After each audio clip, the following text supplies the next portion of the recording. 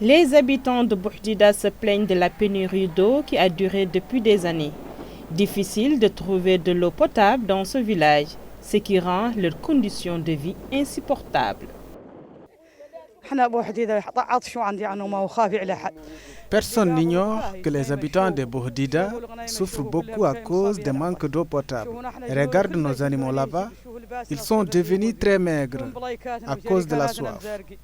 Même nous, nos peaux sont devenues crasseuses, nos habits très sales, et nos bidons et réservoirs sont tous vides. Et cela a duré depuis des années. Moi qui vous parle, j'achète chaque semaine un bassin d'eau de 3 tonnes à 6 000 ouguiya, ce qui me revient à 30 000 ouguiya chaque mois. Et c'est pour une seule famille seulement.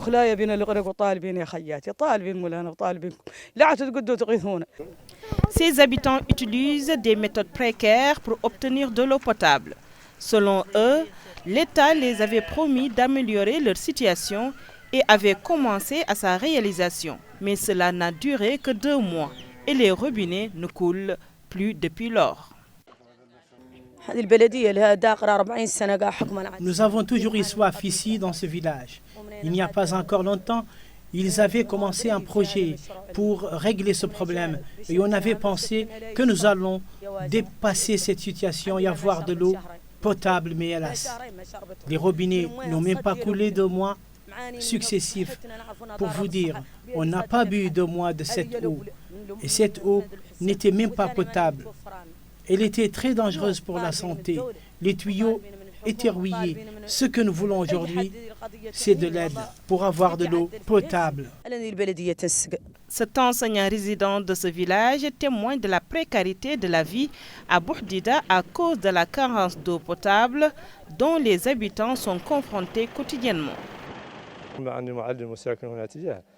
Je suis un enseignant et je réside ici depuis quelque temps. Donc je peux témoigner du calvaire de ses habitants. Les gens ici ont très soif.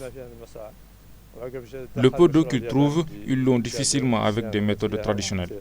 Et en ce qui ne garantit pas la facilité d'eau. Et en cela j'ajoute toutes les difficultés qu'ils rencontrent.